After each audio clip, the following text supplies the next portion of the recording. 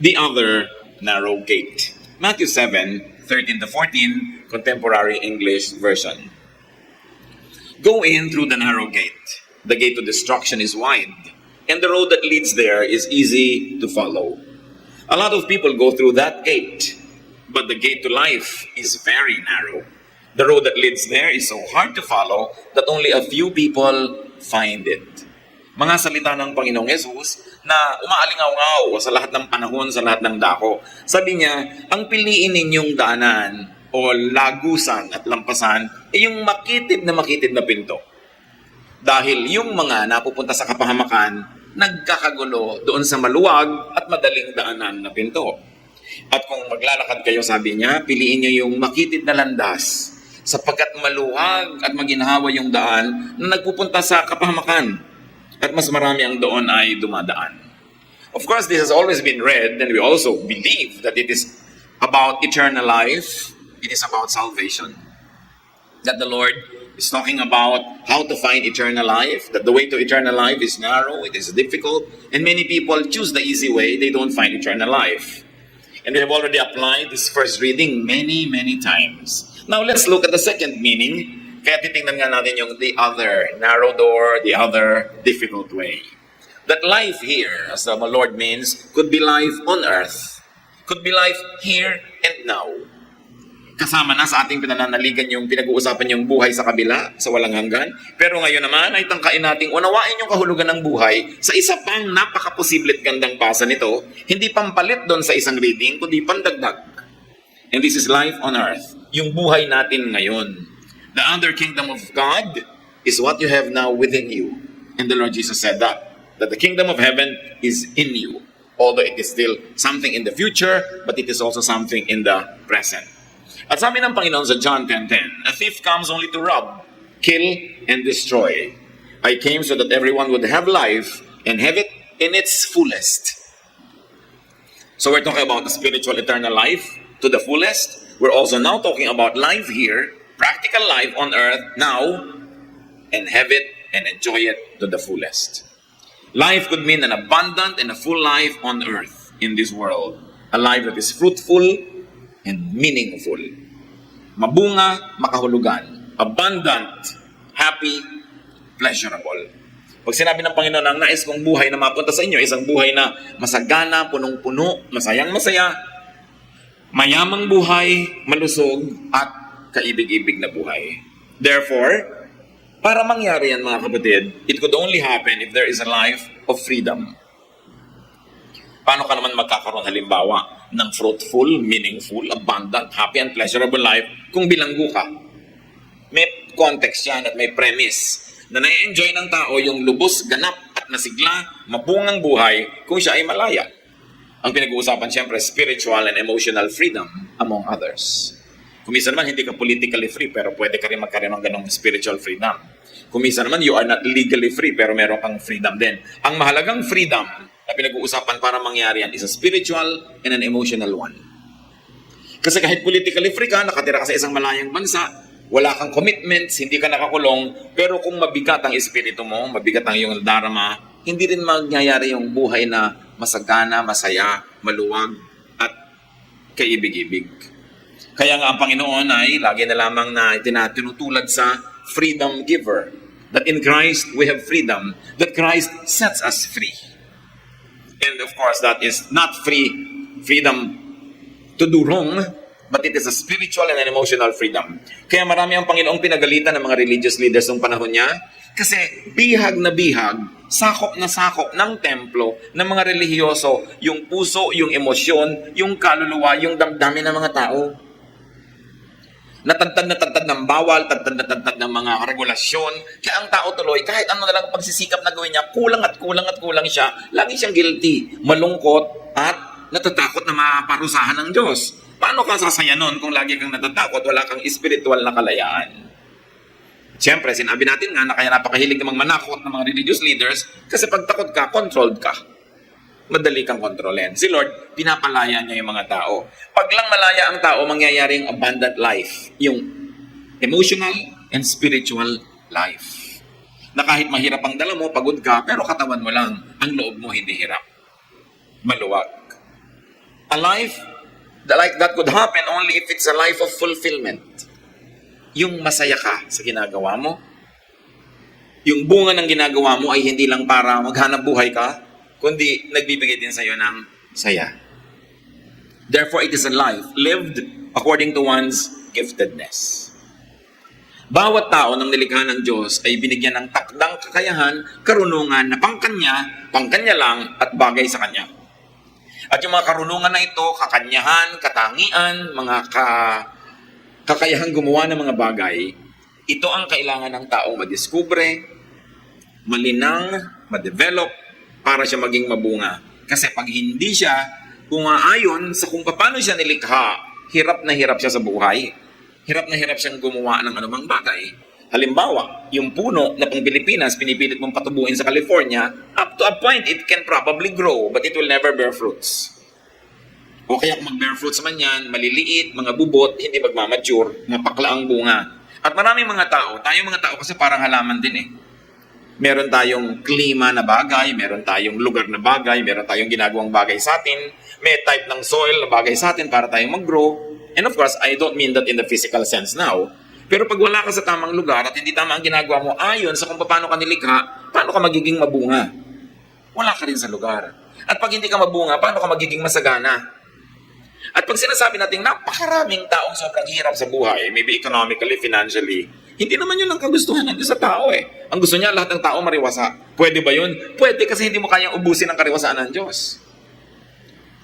Pero bakit konti lang yung rumiriwasa? Kasi konti yung nakakagawa ng mabubungang mga bagay.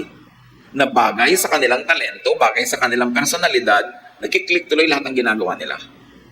Konti yung nakakalaya para hanapin nila kung sino sila. Kaya ang malungkot dyan, yung pinanganak ka ng mahirap, nabuhay kang kahirap-hirap, mamamatay ka pang mahirap, hindi ka na guminhawa kahit kailan. Huwag mo namang sabihin na binigyan ka ng Diyos at pinahiram ng buhay dito sa mundong ito para ka lamang maging alipin ng iba. Pero pag ang tao hindi siya nag-ooperate within the natural giftedness, he will only be a second or a third class worker or producer. Hindi talaga siya giginhawa. 1 Peter 4:10, sabi dyan, each of you has been blessed with one of God's many wonderful gifts. At sa runong ng Diyos, hindi niya ginawa magkakamuka ng gift sa mga tao para walang duplication at para lahat kailangan. You need everybody and everybody needs you dahil meron kang kayahan na pang sayo lang. Kaya itinulad dyan sa mga parte ng katawan. May mata, may tainga, may buhok, may kuko, iba-iba para lahat importante. Alam nga namang tao kang puro kuko. Diba? Hindi mo kailangan yung ibang parts at hindi ka na-under kasi kuko ka lang. Kaya mga tao, dapat hinahanap, ano ba ako? Sa pamilya namin, ano ang parte ko dyan? Sa lipunan namin, ano ang parte ko? Sa company namin, ano ang job description ko? Anong parte ko dyan? Kasi lahat may papel. Walang papel na mas mahalaga kesa sa iba. Nagmumukha lang yun na gano'n dahil sa mga distorted values of people. Pero ang lahat, mahalagang mag-function. In fact, yung isang buong kotse na ang mahal-mahal, ang dami-daming parts, fan belt lang malagot, hindi aandar eh. Lahat mahalaga. So a life that is full is a life lived according to one's calling. Ano ba ang pagkatawag sa iyo ng Diyos? Ikaw ba ay orchid? Saan ka naka-assign? Nakakapit ka sa puno, sa lilim. Ikaw ba ay cactus? Saan ka naka-assign? Sa desert o sa buhangin. Ikaw ba ay water lily? Saan ka naka-assign? Sa matubig. Ngayon, bilang tao, saan ang assignment mo? Pagkahirap na hirap ka sa ginagawa mo, hindi yan ang assignment sa iyo ng Diyos. Kasi may ibinigay sa sayong kakayahan na pag nandun ka sa lugar na yon, hindi naman sobrang dali, pero hindi hirap. Likas sa'yo kasi, therefore, hiyang sa'yo ang iyong ginagawa. Mamumunga ka dahil nasa tama kang lupa, sa tamang lugar, sa tamang panahon. Ang kamalungkot niyan, nangangalahati na lang kuminsan ng buhay o kuminsan malapit na matapos ang panglupang buhay, hindi pa naisip ng tao kung anong gift niya o kung anong calling niya. Kuminsan hindi naman kasi pinag-iisipan. Nakakalungkot naman sa iba, sobrang busy just trying to survive, to make both ends meet. Hindi nila pag-iisipan ng mga malalalim na kahulugan ng buhay. Kaya ayaw ng Diyos na tayo mga maralita. Kasi pag sobra kang maralita, hindi ka na nagkakaroon ng pahinga o oras para isipin yung mas mga pinong bagay sa buhay. Because you're just busy trying to what? Put food on the table and to pay the bills. Kaya pagka hindi maginhawa, hindi masagana, hindi masaya ang buhay, you are not in the right place. Ephesians 4:11, Christ chose some of us to be apostles, prophets, missionaries, pastors, and teachers. Ito, dinidescribe yung mga main ministry sa church. Diyos din ang pumipili kung sino ang pastor, sino ang apostle, sino ang missionary, sino ang teacher, para walang duplication. Kaya pag may nagkakasilosan, may duplication. Merong isang nasa maling lugar. O merong hinahangad niya yung hindi pangkanya, nagkakaroon tuloy ng tunggali, nagkakaroon tuloy ng mga pagkakagulo. Kasi wala ka sa lugar. Kaya mahalaga na sa lugar ka. Sa palagay niyo ba, mga posisyon lang sa church lang ang nilagyan ng Diyos ng assignment? Lahat. Hindi lang inilista sa Bible lahat. Pero dahil may mga nakalistang ganito, you must be able to think, ano kaya ang papel ko? Ngayon, ang papel ko, minsan hindi naman lifelong na papel yan. Ano ang papel mo sa isang sitwasyon? Nag-camping kayo, anong papel mo doon? O tagalinis ka ng mga basurahan, kahit na siguro executive ka sa inyong kumpanya, pero nag-retreat ang na-assign sa'yo, tagaluto ka sa umaga, yan ang papel mo sa oras na yun. Gawin mo. Kasi hindi naman habang buhay papel mo yun eh. Dahil tuwing nagpapalit-palit ng sitwasyon, nagpapalit-palit ng oras, nagpapalit-palit din tayo ng papel. Kaya kung minsan, ang papel ng magulang, alagaan ng mga anak, palakihin. Pero dumadating ang panahon na nagiging papel ng anak yun, bagamat mahirap magpalaki ng magulang. Pero papel naman ng anak yun, kung minsan nababaligtad, siya naman na nag-aalaga, siya nagpapakain, palit-palit. Ang damang halaga na sa tama kang lugar, sa tamang oras. Paano mo malalaman na tama ang lugar mo, tama ang oras mo? Kahit kahirap, tahimik ang loob mo. May saya ka sa loob. At alam niyo yun mga kapatid, kahit anong hirap ng katawan, basta yung loob mo masaya at maginhawa, itulog mo lang yan, tapos na. Pero ang mahirap, yung pahingang-pahinga ang katawan mo, pero hirap ang yung loob. Kaya pinapahalagahan natin yung ating kalooban. Hindi tayo gumagawa ng bagay na nagpapayaman sa atin, nagbibigay sa atin ng mga material na bagay, pero nagpapabigat sa loob natin. O ano ngayon yung malaking daan? Yung kunin ko lahat ng pera, ako lahat ang mag-uwi, lamangan ko yung mga kasama ko, yun ang malaking daan. Maraming nagpupunta doon. They don't find life. And we don't mean salvation. They don't find peace. Because true life means a peaceful life. Sabi, maraming dumadaan dyan sa mali. Kaya maraming taong miserable, maraming taong malungkot, maraming taong hirap na hirap. So kailangan, nasa tama tayong lugar. A life that is abundant could only happen and could only live according to one's nature and design. Ano ka talaga? Psalm 139 verse 14, I praise you because of the wonderful way you created me. Everything you do is marvelous. Of this, I have no doubt. Sige, pinupuri kita, Panginoon, dahil kung paano mo ko nilikha. Pag nagre-reklamo kayo, pag nananalamin kayo, hindi nyo pa kapatid nakikita kung bakit kayo nilikha ng Diyos na ganyan. Pag inireklamo mo ang iyong height, ang kulay ng iyong balat, ang texture ng iyong buhok, at pilit na pilit mong iniiba, ibig sabihin, hindi mo pa natutunang tanggapin ang sarili mo. Although, kumisan, iniiba mo lang para lang pampasaya, sandali lang, uso lang. Hindi naman ibig sabihin, dininay mo na yung totoo. Pero dapat komportable ka rin sa totoo. Kung yung buhok mo, ang pagkakulot, nahuhuli mo lahat ng lamok, tulong ka laban sa dengue. Di ba? Napakalagang papel yan sa buhay. Pero kung minsan, gusto mo lang siyang tuwirin, hindi naman yun masama, pero dapat natatanggap mo kung ano ka. Pag nagre-reklamo ka kung ano ka, mag-usap kayo ng Diyos, may pag-uusapan kayong dapat. Kasi hindi ka pa natutuwa sa sarili mo. Pag hindi ka pa natutuwa sa sarili mo, siguro hindi ka mabunga. At kaya ka hindi mabunga kasi nasa maling lugar ka. Remember yung bunga, panglabas, halimbawa income, halimbawa puri ng iba, halimbawa nakikita ng iba, useful ka. Pero may bunga rin ang pangloob. Masaya ka, payapa ka, kontento ka, tahimik ka. Dapat mabunga ka sa loob at sa labas. Bakit natin ito pinag-uusapan? Para kung sakaling hindi ka pa masaya kung sino ka, kung ano ka, ay hanapin mo ang ikakasaya mo. Pero huwag ka magreklamo araw-araw na hindi ka masaya, tapos wala ka namang ginagawa para maging ikaw yung tunay na ikaw. Pag tayo ay nagkukunwari, nagpapanggap, nangungopya ng iba, hindi tayo sasaya. You must have peace with yourself. So pagka sinabi ni Lord yon na maraming dumadaan sa maluwag at napapahamak, konti lang ang dumadaan sa makipot, at sila lang ang nagkakaroon ng buhay, the Lord could be saying that the road or the gate that leads to the destruction, negation, frustration, and wasting of life or time is wide and easy. Ang madaling gawin ay yung nakakasira ng buhay, yung nakakapagpaligaw ng landas para makita mo ang tunay na ikaw, hindi nangyayari. Ang pinaka madaling gawin, yung sayangin ang buhay. Biro mo, pahiramin ka ng 60, 70, 80, 90 years. Tapos walang nangyari na sayang ang pahiram na buhay. At sabi ni Lord, ang daming ganun. Yun ang majority na sasayang. In other words, the lifestyle that negates life is the norm. It is the usual. It is the common.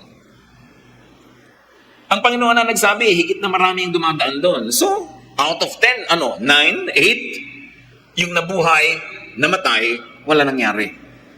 Akala nila may nangyari. Pero kuminsan sa ating kabulagan at kamangmangan sa kalooban ng Diyos para sa atin, hindi natin alam kung anong dapat mangyari. Kaya pag hindi nangyari, hindi natin nalaman na walang nangyari, sayang. At sabi ni Lord, alam niyo kung ba't ko kayo tinuturuan? Para huwag kayong matulad sa maraming yun.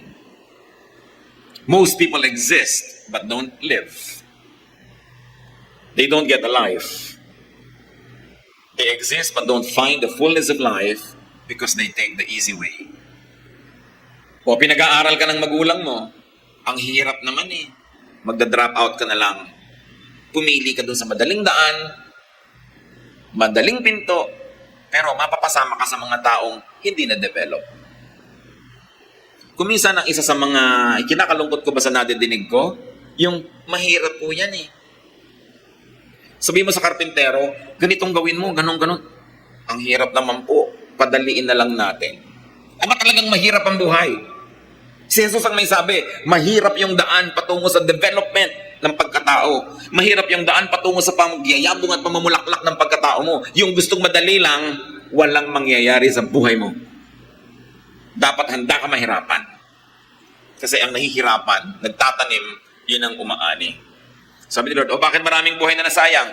Pinadali nila yung buhay nila eh. Alam niyo yung dali? Sa dulo, hindi sa simula. Pag nagsimula ka sa hirap, pero nasa tama kang lugar, ang magiging bunga nun, pagdating ng panahon, ginhawa. Pero pag inuna mo yung ginhawa, sa palagay mo, anong dulo? Hirap. Balance ang buhay eh. A man must break his back to earn his days of pleasure. Sabi ng isang kanta. Kaya yung mga pinag-aaral hindi nag-aral, ano nangyayari pag 30, 40 anyos na? Nagsisisi. Anong team song? Kung natapos ko ang aking pag-aaral. Di ba? Yun ang team song. Ngayon, hindi natin sinisisi yung hindi nakatapos bagamat nagsisikap kasi talagang napagkaitan ng lahat ng elemento sa kanyang paligid. Pero yung meron kang chance, tapos sayangin mo. Pila ka ng pila para magkatrabaho. Pag nasa trabaho na, panay ang petics, panay ang pasyal, panay ang Facebook, no? Panay ang text. Pag natanggal naman, iiyak-iyak. Pero tinanggap ka na, nandun ka na sa trabaho, anong ginagawa mo? Pinapadali mo ba? O pinapahirap ang buhay mo? Sabi ni Lord, yung naghihirap sa tama, yun ang may gantimpala. Hindi lahat ng paghihirap may gantimpala, mga kapatid. Not all hard work is rewarded. If you are working hard, pero you are working in the wrong place, mahihirapan ka talaga. Tulad ng, naghihiwa ka ng isda, 5 gilit na, 5 guhit, ayaw pang maputol. Mapurol kasi yung kutsilyo mo. So, huwag mo sabihing pawis na nga ako dito sa paghiwa. Hindi yung pawis mo binibilang ng Diyos, kundi kung ilang isda ang nagilit mo. Kahit magkanda, pagod-pagod ka dyan, tapos yung isda, hindi naman gagawing relyeno, nagkagiba-giba. Dahil yung kutsilyo mo, bungi-bungi at hindi matalas, wala kang style. Dapat may style ka sa buhay. Hindi enough na mapagod. Do not mistake activity for achievement. Do not mistake hard work for character. If you can work smart, why work hard? But if you really need to work hard, don't try to be smart. Do it the right way. Tayo naman mga Pilipino, marami talagang nasisipat, pagod na pagod mula umaga hanggang gabi, pero wala pa rin makain. Kasi ang pinagpapaguran, ang liit-liit talaga ng kikitain. Kahit magkaroon siya ng 1,000 taon ng pagtatrabaho, talagang hindi siya makakabili ng payong na cash. So dapat sabi mo, teka, nasa maling lugar ako. Hindi ako dapat narito. Di ba? Hindi ako dapat narito. Kasi kwentahin ko man ng kwentahin, hindi ako aahon sa hirap. Dapat lumipat ako ng lugar. Kasi hindi ako aahon. Mahirap ang kinakalagyan ko. Kailangan mo siyempre ng tapos masabi ang iba, mabuti na dito, at least sigurado kang sumusweldo. O Oo nga, sa sweldo ka sigurado, lalo empleyado ka sa City Hall, siyempre, nalulugi ba ang City Hall? Laging may sweldo. Pero, unless tumaas ang ranggo mo dyan, kailangan matuto ka sa ganun na lang na sweldo ng mga single servants, di ba? So, inisip mo, is this the life I want? If that's the life you want, then it's okay. But if that's not the life you want, then get out of it and do something. Kasi wala ka sa tamang lugar. Hindi pala yun ang gusto mo, ba't ka nandun? Pag ginusto mo ang isang bagay, sabi ni Lord, ask and you shall receive. Naniniwala ba kayo doon? Ask. Oh, Lord, get me out of this. I don't like to be here. I like to be elsewhere. Lagi mong isipin, lagi mong ipanalangin, and take God for His word. Sabi niya ask. Seek and you shall find. Knock and the door will be open to you. Pero pag sa mga ayoko dito, pero wala na talaga akong magagawa, ganito na lang, tinanggap mo na, you are not really asking. Kasi pag sinasabi mong, Lord, get me out of this, pero sabi mo, nahirap naman talaga yan. Ang totoo nun, ang totoong prayer mo yung negative, hindi yung positive. Negative times positive is negative. Diba? Kaya nanenegate yung good intention mo. Kailangan mong isipin yan, angkinin mo. Sabi nga, when you pray, believe that you receive it. And you will. Remember, you believe first before you receive it. Then you will receive it. Kailangan yung pananalig. So, hindi tayo dapat naka-assign sa mahirap na lugar. Yung hirap, lagi ko ididiin, pwedeng physical, professional, technical, pero hindi hirap ng loob. Pag hirap ang loob mo, hindi ka dyan. Ngayon, paano po yan, Pastor? Hirap ang loob ko sa asawa ko. Diyan ka, dahil asawa mo yan no? Tutunan mong gaanan ng loob mo. May matututunan ka dyan. Hindi naman lahat ng hirap ang loob mo, alis ka. Tinitimpla-timpla mo yung ganyang mga bagay. Ano na sinasabi ng Panginoon? That most people do not strive to find the fullness of life. That most people do not strive to find fullness in life. Huwag niyong tanggapin na ganyan lang ang buhay. Sabi nga ng Bible, no eye has seen, no ear has heard, no mind has conceived what God has planned for those who love Him. Sabi ng Panginoon, my plan is to give you hope, to prosper you, to give you life. So huwag niyong tanggapin kung hindi kayo masaya. Change the way you think, change your life, grab opportunities when they come.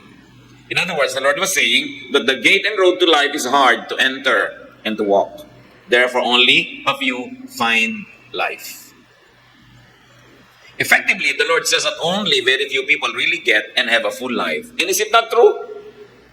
Only a very few people live as they were designed to live.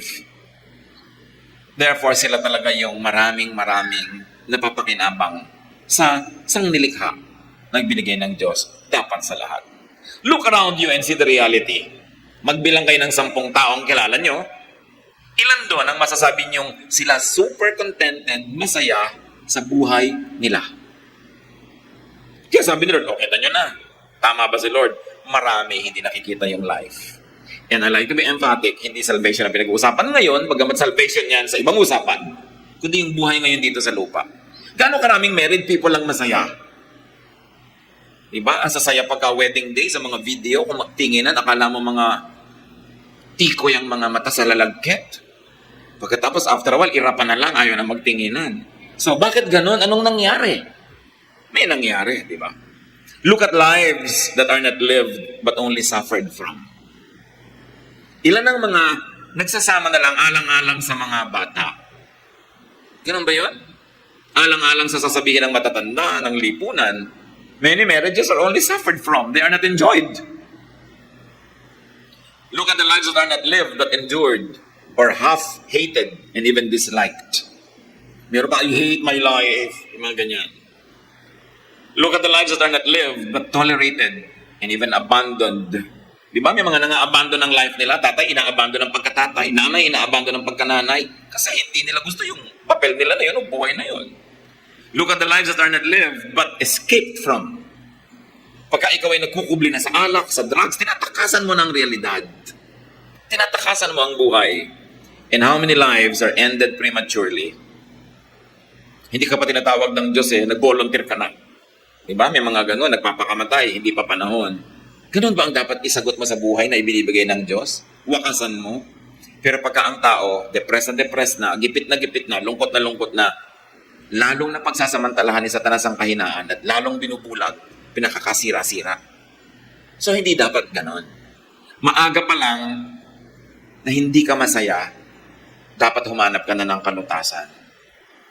At sa ating mga mahal sa buhay, sa mga nakapaligid sa atin, hindi sila masaya, baka tayo ang dahilan. Baka mamaya tinatakasan nila yung bahay dahil sa'yo.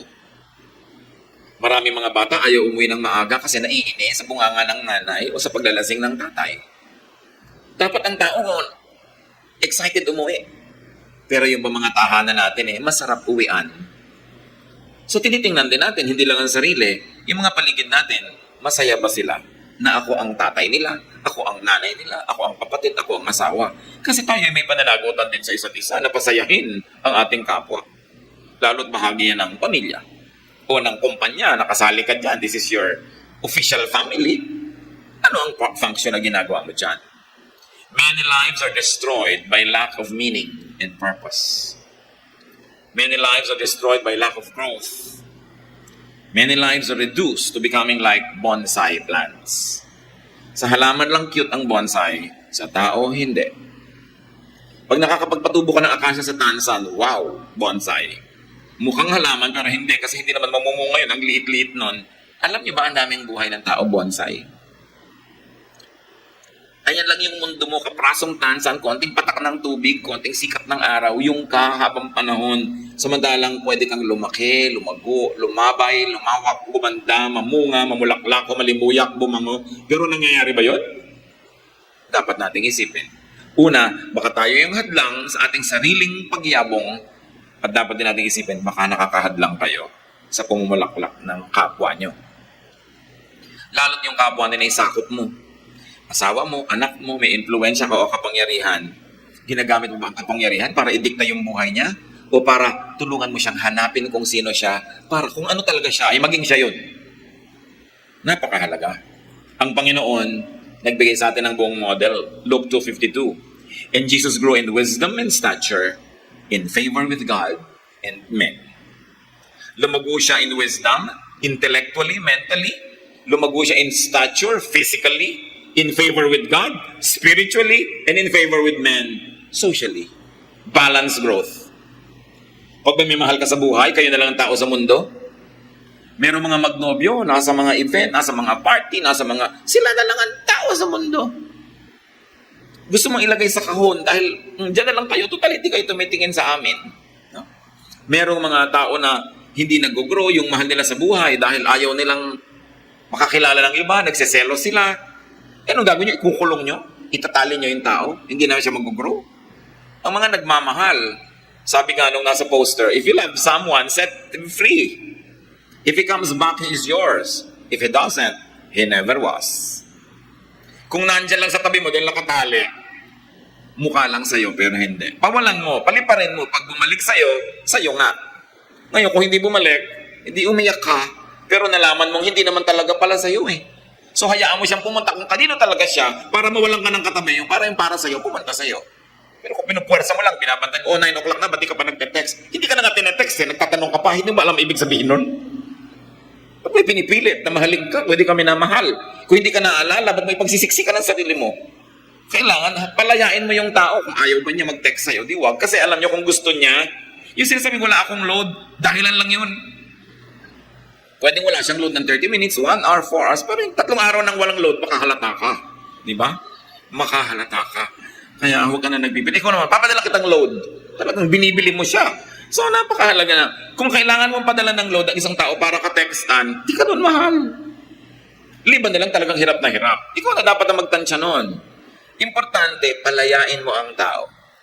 Tulad ni Jesus, pinapalaya niya ang tao. Alam niyo kung sino yung sumasakal? Simbahan. Hindi si Jesus.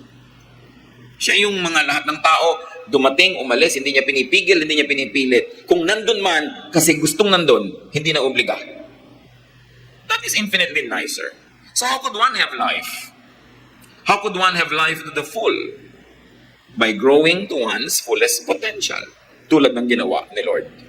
2 Corinthians 3:18, our faces show the bright glory of the Lord, as the Lord's Spirit makes us more and more like our glorious Lord. Kita natin yung main teaching nito, that we are to grow more and more like Jesus. Nangyayari ba yun? O na-bonsai na? Matapos mo malaman ng John 3:16, konting mga verses here and there, a few teachings, wala nang growth. Patuloy pa ba tayo nag-aaral ng Biblia? Patuloy pa ba tayong lumalago sa pananalig? Yung dating paniniwala mong A, nagiging A1, nagiging A1, 2. Yung mayaman, lumalalim, tumataas. O yun ba't yung pa rin? Sabi dapat na tayong lumalago. And not only spiritually, but also emotionally, physically, and socially. Yung apat na growth area ni Lord na nakita natin sa Luke 2:52. How does one grow to be more and more like the Lord? How does one reflect, develop, and project the image of God in him or in her? There's one way among many. Know yourself. Kailangan kilala mo ng sarili mo. Know your giftedness, your design, your calling. At kakambal nito, know the giftedness, design, and calling of people around you and let them be themselves. Kung nabigo ka maging dentista, huwag mong pilitin ang anak mong magdentista. Huwag mo siyang gawing extension ng iyong mga pangarap at mga tagatupad ng iyong mga kabiguan. Kasi meron siyang ibang calling. Liban na lang, siya ang nagkukusa dahil yun din ang calling niya. You will only turn them into second or third class professionals if you force them to take up courses that they don't really like. Set people free. So know yourself and be yourself. Si Jesus, example natin dyan, he lived as he was called. Ano bang tawag sa kanya? Yun ang kanyang buong taimtim na sinunod. And Jesus let people be themselves. Bakit? At isa kanya kasi mga tax collector, mga former prostitutes, at isa kanya yung mga people who fell in the cracks, mga outsiders, dahil hindi niya inuhusgahan. Hindi niya pinipilit, itong isuot mo, itong ganyan mo, huwag kang ganyan, huwag kang manguyakoy dyan, huwag kang umuyo, ang likot-likot mo. Hindi siya ganun. Ang mga tao tuloy, kusa na lumalapit. Kasi nag-i-enjoy sila kasama. Hindi sila sinasakal. Mga kapatid, baka naman ang mga mahal nyo sa buhay ay sakal na sakal sa inyo. At pagkatapos manhid na manhid kayong walang kamalay-malay na talaga palang gustong-gusto na kayong takasan. Maraming mga kabataan kaya maagang nag-aasawa, hindi dahil gustong magkaasawa, gustong takasan ng magulang. Ang magulang naman walang kamalay-malay. Siyempre akala niya siya si perfect mother. Siyempre akala niya siya si perfect father. Clueless. Ang isa ba namang taong masaya sa bahay, bakit naman iisipin at gugustuhin lumayo agad at magpakalayo-layo? Akala ng iba, kaya lang nag-a-abroad ang maraming Pilipino, dahil sa pangangailangan financial. May katotohanan yun. Pero mayroong isang nakatagong katotohanan. Maraming mga babae hindi masaya sa piling ng asawa nila. Kaya kahit mahirap mag-domestic helper, sinusuong lahat ng mga hirap, makalaya lang sa asawa nilang nambubugbog, sa asawa nilang walang katapusan ng pambabae, pagpapahirap sa kanila. At kuminsan yung lalaki din gustong tumakas. Bakit nagpapakalayo-layo-layo yung iba nating kamag-anak? Kasi tinatakasan ng mga kamag-anak ng mga linta na walang ginawa kundi mangutang, manghingi, umasa, itumbaan sarili nila para ikaw lagi ang pumikap sa kanila. Kaya nagpapakalayo-layo kahit sa Antarctica na lang tumira, malayo lang sa'yo.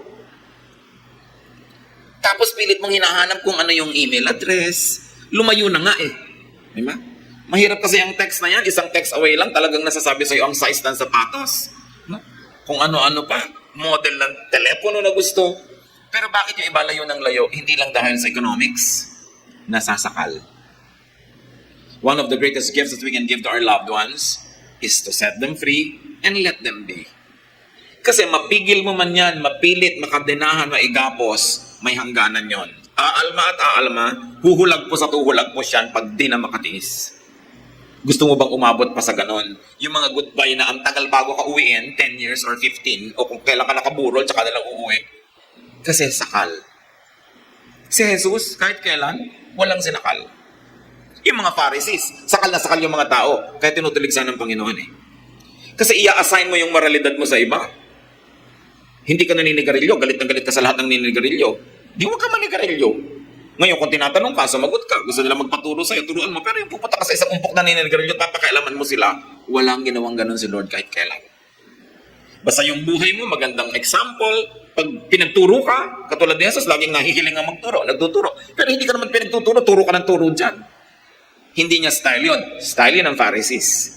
Dapat yung ihiwalay si Jesus sa mga religious leaders ng kanyang panahon at sa mga religious leaders kahit ng ating sariling panahon. Kasi maraming religious leaders mas mahigpit ng dihamak kesa sa Diyos. Kaya dapat nating pinaghihiwala yun. Ang style lang ng leader na ito, hindi ibig sabihin lahat ng ginagawa niya, yun ang style ng Diyos. Style lang niya yun, kasi ganun siya. Pero dapat ang model, si Jesus. Because there's only one righteous, the Lord Jesus. Siya lang talaga yung uwaran. So don't play God.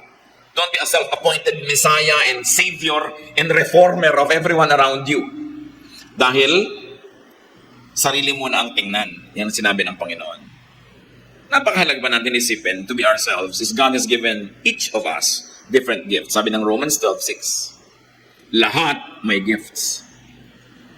So being yourself really is the narrow gate. Being yourself is the difficult road. The easy road is to just succumb to pressure and be anything and everything that the people expect you to be except yourself.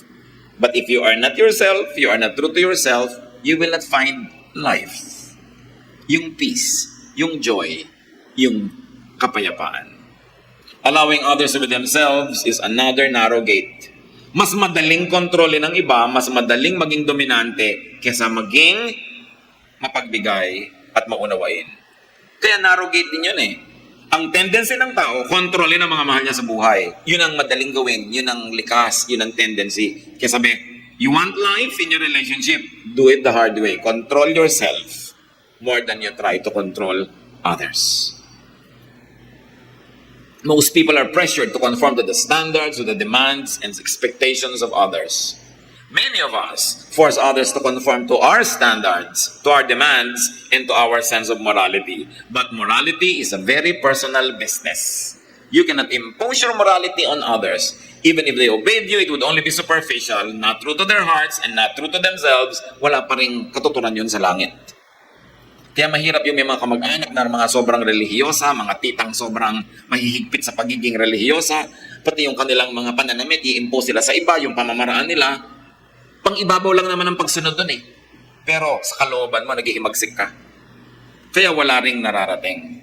That is why Jesus asked, sabi niya, why do you say to your brother, let me take the speck out of your eyes? Sabi niya, you hypocrite, first, take the log out of your own eye, and then you will see clearly to take the speck from your brother's eye. This deserves further study. Sabi ni Lord, ang arte mo, ang yabang mo, gusto mong tanggalin ang kaparasong puwing sa mata ng iyong kapwa ay may isang troso na nakabara sa mata mo. Etong gawin mo, kung gustong talaga mong tanggalin bawat puwing ng bawat mata sa paligid mo, unahin mong tanggalin yung nasa mata mo. Sa palagay niyo, kung ang isang tao ay honest, makakarating ba siya sa punto ng buhay niya na wala na siya kahit anong puwing, therefore pwede na siyang mangtanggal ng puwing ng iba? No. So Jesus is saying, no matter how hard you try, no matter what you do, you will never get to a moral point that you are clean enough to tell others to clean themselves up. Sabi niya, tanggalin mo muna ang dumi sa iyong mata bago mo tanggalin yung sa iba dahil alam ni Lord, hindi ka mauubusan ng tatanggalin dyan. Kaya hindi ka makakarating sa punto na akala mo may karapatan ka na namang tanggal ng puwing ng iba. Dahil habang lumilinaw ang pananaw mo, mas nakikita mo yung mga puwing mo na dating hindi mo kita. You will never get to the point of assigning yourself as the savior and reformer of another person. Ang sinasabi ni Lord, reform yourself. Don't play God. Kasi kung paano ka kinausap ng Diyos, pwede rin kausapin yung kapwa mo. Wala kang franchise sa kabanalan. Hindi lang ikaw ang pwedeng gumamit, ang gamitin ng Diyos para marating ang tao. Dahil ang Diyos nakikipag-usap ng directly to people. Ang mahirap kasi dun sa iba, they are overly concerned to the point that they monopolize the spiritual ministration to other people and they play God. At yun ang kinriticize ang Panginoon na trabaho ng mga religious people during His time. Sabi niya, magsari-sarili kayo ng paglilinis. Dahil kung totoo yun, na gusto mong linisin ang kapwa mo pag malinis ka na, hindi mo naman talaga mararating yung state of perfection. So asikasuhin mo ang iyong sarili. Many people role play. They follow scripts in their lives. They wear costumes and masks. They live for others. They live a lie. They are not themselves. How can you expect to be happy kung hati ka? Kung nabubuhay ka sa likod ng isang maskara, ng isang costume, sa likod ng isang papel na ginagampanan mo lang pala, pero hindi naman ikaw yon. Between you and God, you should know who you really are what your gifts are, what you were called to do, and happiness, fulfillment, life is in being yourself. Hindi nagkamali ang Diyos sa paglikha sa'yo. You were fearfully and wonderfully made. Sad that many people die without having become their true selves, rendering their God-given life as a waste, which the Lord calls destroyed. Sabi, many enter destruction because it's the easy way. They don't see life, they don't find life, though they were given time to enjoy life. So identify and know what you should do to become, to remain, and to develop as yourself. Not as a second-rate copycat. Ikaw, kung sino ka mismo. You're good enough for God. Maybe some people will not think you're good enough, but God who created you knows that you're good enough because He created you. Kung hindi ka good enough, hindi kasalanan yun ng Diyos. Diba? But you're good enough, but you don't stop there. You grow from glory to glory to glory, like the Lord grew. It's only in being true to oneself that a person becomes genuinely happy and fruitful. So be the tree that you really are, and you will bear fruits. And let others be themselves. Find themselves only with gentle assistance from you, not with dictation, not with pressure from you. How does one project the image of God in him or her? Be the fruitful you. John 15:5, I am the vine, you are the branches. If a man remains in me and I in him, he will bear much fruit. Apart from me, you can do nothing. So if you are not able to do anything, it means you're apart from the Lord. If you are not bearing much fruit, it means you are not abiding in Him. Because it says, if you abide in me, you will bear much fruit. So napakahalaga yun.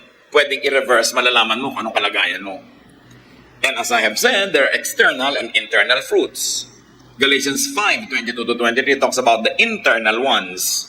God's Spirit makes us loving, happy, peaceful, patient, kind, good, faithful, gentle, and self-controlled. There is no law against behaving in any of these ways.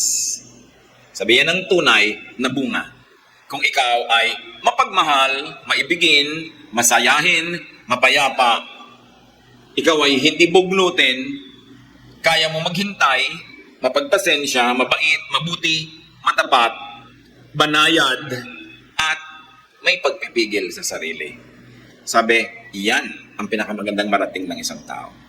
So enter the other narrow gate, walk the other narrow road, and find life.